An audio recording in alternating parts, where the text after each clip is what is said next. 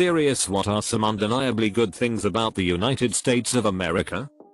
We have a lot of freaking space. I could get in my car right now and visit mountains, deserts, tropical beaches, forests, swamps, plains, massive lakes, and the two largest oceans in the world, all without papers. You don't have to pay to use the vast majority of bathrooms.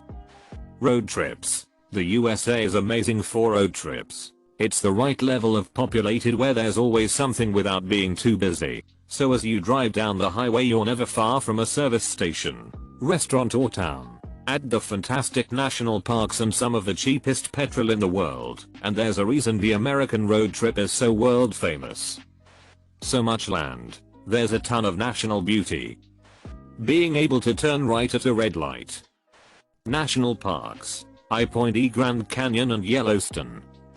As someone from India, the American people are very welcoming, nice and honest. They try to understand your culture and also rejoice in it. I've seen more Western crowd in Indian festivals than Indians here. As much as bad mouthing it goes about American stereotypes, I've interacted with hundreds of people and most of them weren't in those stereotypes. People here work hard, play by the rules, and I would really love to see that in India.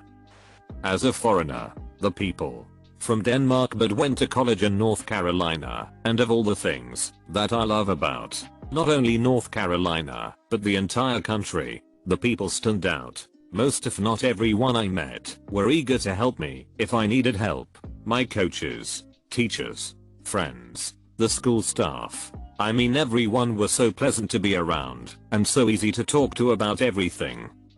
The interstate system and consistent roadway planning. I know a lot of people like to complain about how crazy or unintuitive traffic in their city is, but compared to the rest of the world it's amazing. What is most important of this grand experiment? The United States of America? Not the election of the first president, but the election of its second president. The peaceful transition of power is what will separate this country from every other country in the world. George Washington. Whether or not you agree with presidents and politicians, we peacefully transitioned power for the last 200 plus years. I think that's something to be damn proud of. I'm at a remote campsite in the forest with an ounce of legal weed. We make everything handicapped accessible. Until my dad was in a wheelchair I didn't really appreciate it, but man was it nice that even our sidewalks are built with wheelchairs in mind. Music. Jazz, hip hop, country, pop. We've invented and facilitated the evolution of a lot of musical genres. Free libraries that are amazing and have a ton of books, movies, CDs, even other resources. Free refills, ice, free water during meals. I can mow my lawn on Sunday and between the hours of 1 and 3 p.m. every day. Any XRAD. Snacks. I went over the border and went to a Target and couldn't believe the different selection for snacks. In Canada we might have 4 or 5 different types of Skittles, Pepperidge Farm cookies, etc. Over there's 20 different kinds of everything. They are on our side. B. There's loads of them. C. They have wonderful war toys they don't mind sharing with their friends.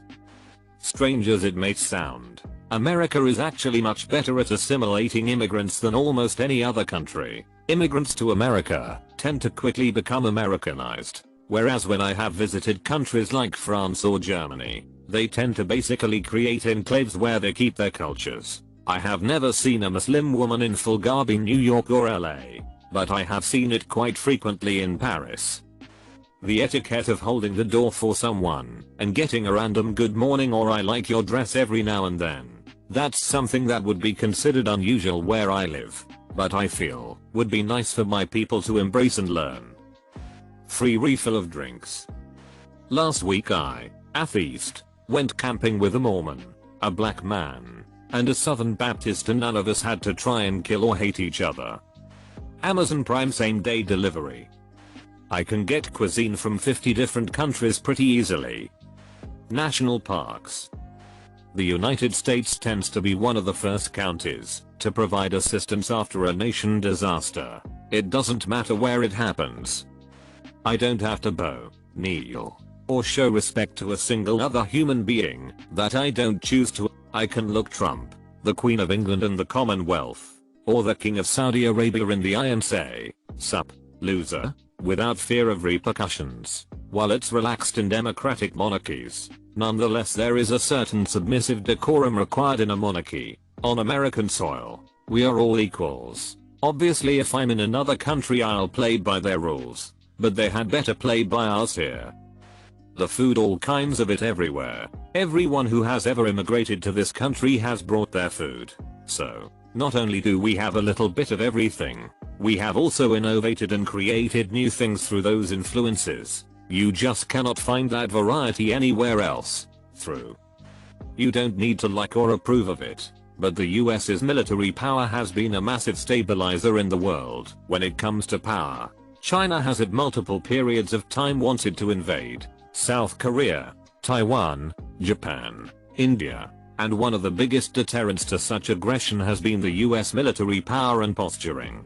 Just take last year's deployment of a carrier to the South China Sea. The China was directly threatening the US, and essentially any power, by saying not to challenge its sovereignty. Indeed, like it or not, the US has been the world's police force, and has worked very hard to prevent major outbreaks of international war, in spite of it failing the Middle East in this respect. Religious freedoms. I'm a Southern Christian, but when I drive through my town in Mississippi and see a Sikh temple, or a Hindu temple, or a synagogue or just whatever, I'm so happy those folks have a place to worship. It truly makes me smile to know that, just as much as I can worship freely, so can they. All 50 of the states. Each one is basically a mini country with its own unique culture. Texas and New York are nothing alike, but are still a part of the red, white and blue. The Bill of Rights is such a good legal document, and the fact that it's remained unchanged for over 200 years and remains relevant today is incredible. My personal favorite bits of it are the First, Second, and Fifth Amendments. We also have a lot of cute girls in American flag bikinis on 4th of July, and that's nice too. The Bill of Rights has stood untouched for over 200 years. That alone is incredible. But what makes it even more so, and good, is that they're still just as relevant today as they were back in 1791. Cheesecake. Legally mandated term limits for the president. No one gets to be in power indefinitely, no matter how great or how terrible they are in the office. Representative democracy, republic. Whether you hate Congress or not, and I totally get why you would, we the people get to choose the lawmakers of our country, even with campaign finance laws the way they are. If enough voters want a change, they can choose the candidate with less money. Yes, most of us don't care about the individuals we vote for, and instead focus on which party they belong to, but that's still our choice to make, so we can make things better if we want to. A national identity and pride that is based not solely on ethnicity or geography, but is based on ideals. My daughter and my best friend were both not born here, but they are as much an American as I am, and both proudly like the ideals represented by our founding documents. Total freedom of speech. I live in the Netherlands and there is a forbidden book, and we can't insult the monarchy. First Amendment. The US has sent a bunch of people to the moon. Between that and other activities conducted by NASA, it's hard to deny that the US is very accomplished when it comes to space exploration and research. Crater Lake, Oregon. When not being compelled by political parties to hate their fellow Americans, most people are pretty much cool with each other. Ice. Lots of damn ice. Not a lone cube like most of the world. This is probably gonna be too far down to be seen. But as a Canadian, I love your national parks. The Ranger Talks, the Junior Ranger program. How well everything is marked, etc. Every few years we try to get down to visit a few of them and have always had a great time. Passports that grant access to a majority of countries. The people. Yes, our politicians suck ass, but in general the people of the US are very fun, generous, diverse, caring individuals. Perhaps a bit overbearing / obnoxious to foreigners, but well intentioned nonetheless. On the whole, the people are great. The passport. I work in a UK hotel with lots of Americans staying. It's like an advisement for the US. It has pictures of a screaming eagle, lunar lander, Mount Rushmore, etc. It's cool as frick. Slaps roof of America. This bad boy can fit so much freaking land in it.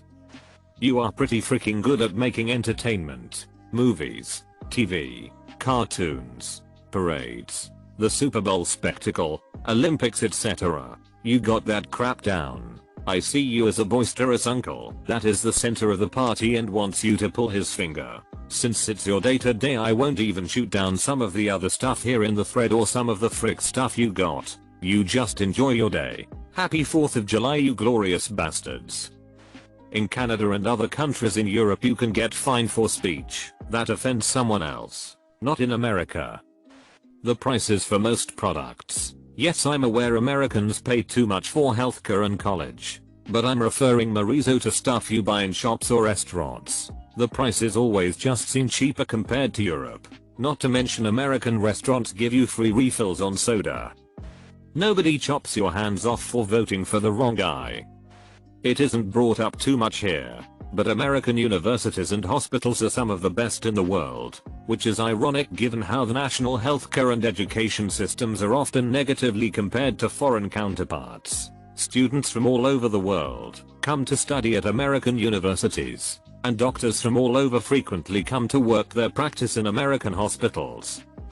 How we treat developmentally challenged people. I went to Cambodia, and I was shocked to see how terrible they treat people with disabilities, like animals. All taxation is so low. I'm from Sweden. America/Americans needs this thread more than ever right now. A culture of innovation. Name any important invention in the last 120 years and it either came from the US or the US had a strong hand in it. Cars, flight, electricity, light bulbs, computers, internet, air conditioning, vaccines, etc., etc., etc. Honestly, the US has done a really good job on the anti-smoking crusade, to the point where most young people now see smoking tobacco as extremely disgusting and unattractive. The cars. I know everybody like to crap on how American cars are low quality, inefficient, too big, or too clumsy, but I freaking love our muscle cars. You can buy a car right from the dealership that makes over 700 HP. Frick lightweight, elegant cars built to do stupid things like turn. I want a monstrous engine with a box attached to it that you can point down the interstate at that vanishing point on the horizon and it just goes. Put your foot to the floor and feel the world spin underneath you from the sheer torque being produced by exploding dinosaurs. I once had a cab driver, not originally from the US. We were chatting, and he said at home, "My people talk about how they do not wish to go war with the US. US will fight among themselves and say, oh, you're bad for this and they're bad for that. Drug dealers are bad. Gays are bad. Yankees are bad." Americans say to one another, but if anyone comes and messes with America, all the people join together to fight despite their disagreements and arguing. Because of the large population, it's easier to find all sorts of products and often much cheaper than in other countries.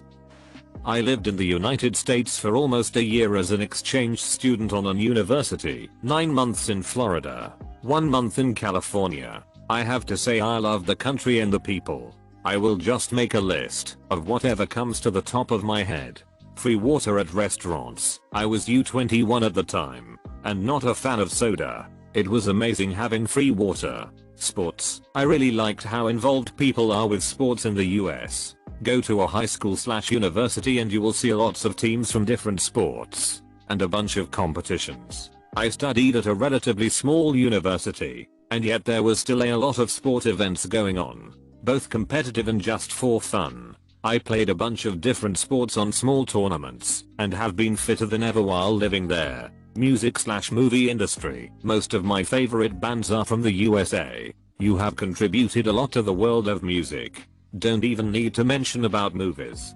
People can't tell if I was lucky, but everyone seemed super friendly. At the university everyone was super helpful and friendly. I noticed Americans love complimenting others. Hey, nice shirt, or hey, I like your hair, and that's really cool. Also, everyone looked very chill and open to talking.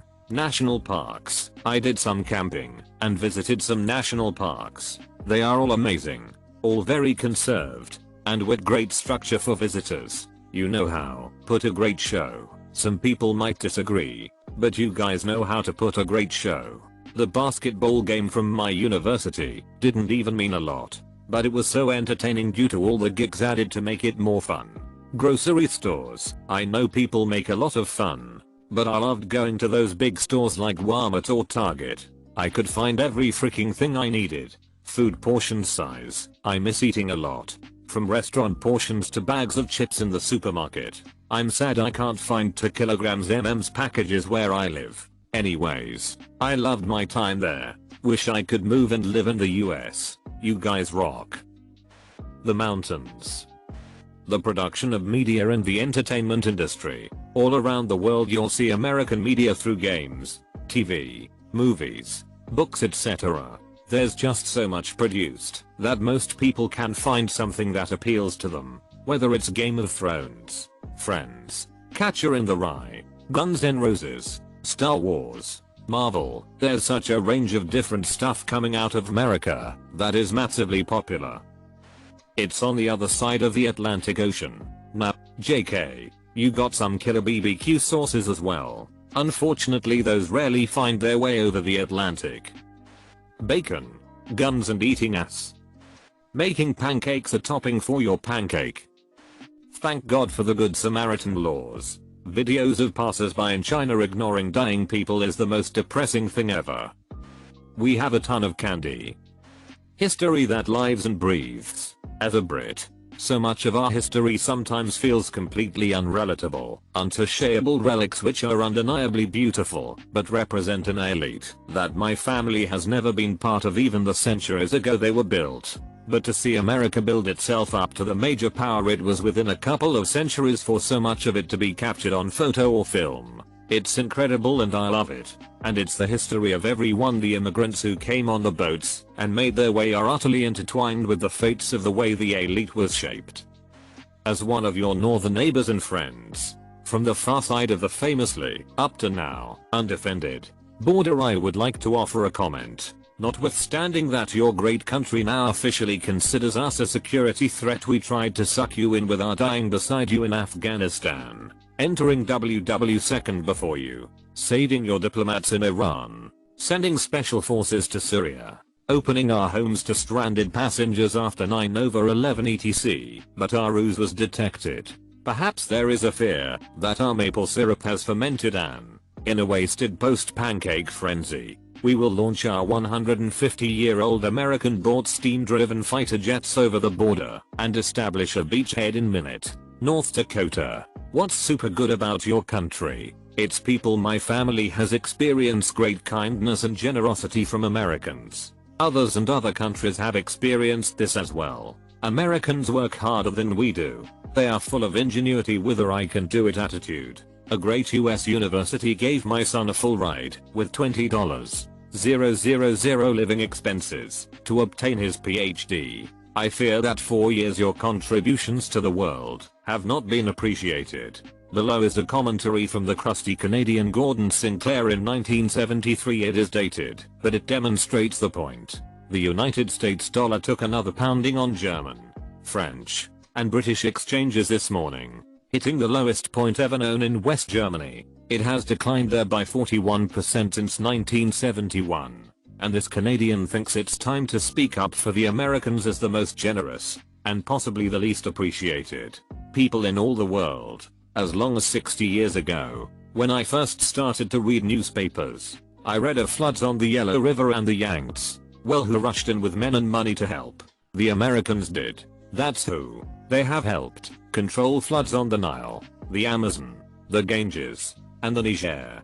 Today, the rich bottom land of the Mississippi is underwater, and no foreign land has sent a dollar to help.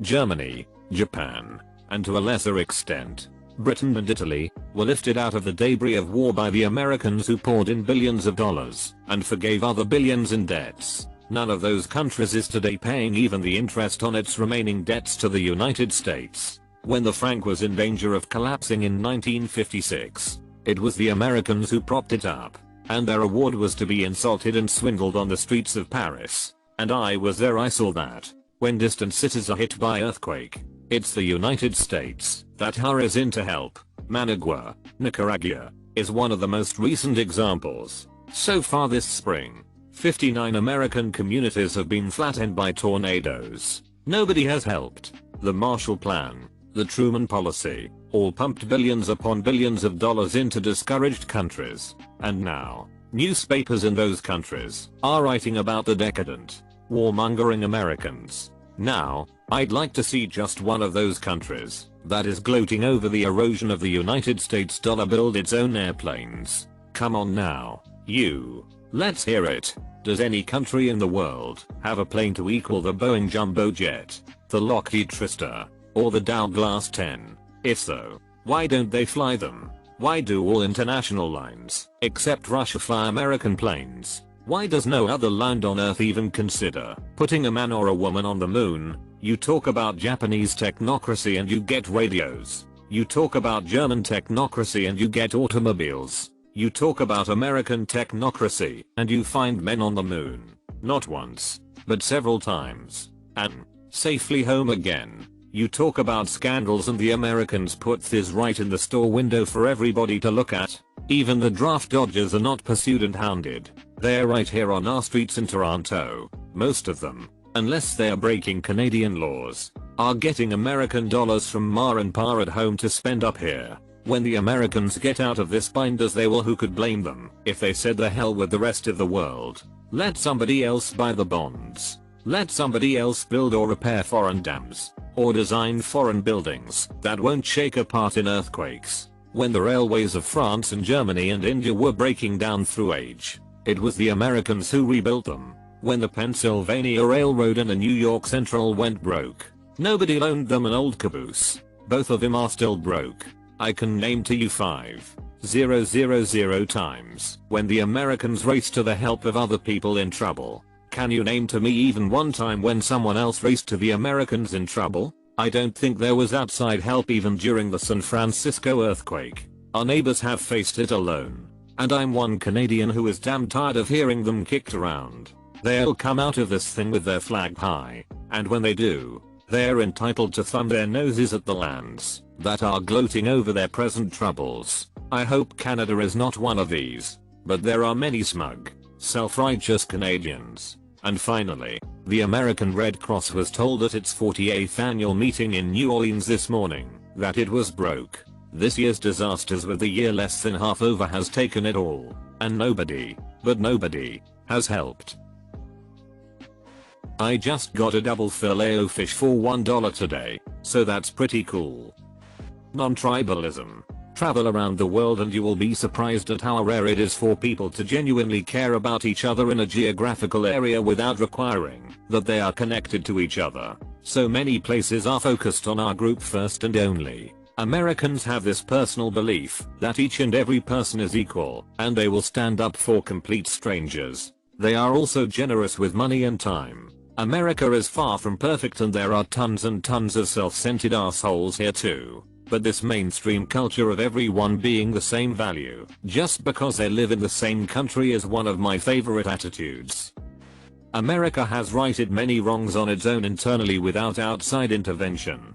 Slavery, civil rights, women's suffrage, gay rights, etc etc. Our system is good because it works and has high ideals to strive for. Foreigner here, the Constitution. A lot of countries either have vague constitutions that are barely worth the paper they are printed on, and lawmakers typically don't take them seriously. A strong constitution that protects certain rights and is extremely hard to amend is practically what kept America up for all this time. Sure, it hinders progress at times, but it hinders regression all the same. Real talk, because I feel like it's got a lot of space is a really tepid compliment and I want to add something with real meat. The source of a lot of things American citizens point to as why other countries are better than the US are actually only possibly because of the generosity of the US, which the US gets little credit for. Let me preface this by saying geopolitics is complicated, and this aspect of the US is not a perfect good and there are certainly negative side effects. If Canada, Japan, and all European countries had to defend their own borders, there would be an extreme pressure on their budget. The US not only contributes far more to NATO than any other country, but explicitly provides more direct military aid to its allies than any other country by a wide margin. This effectively subsidizes the increased spending on social welfare programs those countries tout, and that the US is criticized for lacking, especially by its own citizens. Ironically, the American citizens who criticize America for having less social welfare than those countries are generally the same citizens who criticize the US for maintaining a military that allows them to provide the protection that enables those things. Additionally, and in the same vein, the vast majority of global medical research is done in the private American healthcare community, not the public healthcare system of any country. It is exactly this medical technology that allows the healthcare system of our allies with social healthcare to function at a level that even approaches that of the US. If you take the private US healthcare system and consider the medical technology developed by that system and only that system, you can make a very strong argument that it would be the best system in the world by far. If you compare it to any social healthcare system and consider medical technology developed by that healthcare system. Now, that isn't to say that the US's system is better in aggregate. It's simply to say that countries that are considered by many in the US to have a better system only have systems that are effective as they are because of the incentive structures of the US system and the benefit that brings them. And the US doesn't get nearly enough credit for that either. The progressive ethos seems to be that self-sacrifice for others is the highest moral calling, but I don't think progressives have, in general, thought about this in a nuanced enough way in reference to US social spending. The US is absolutely self-sacrificing to enable their allies to grow and prosper.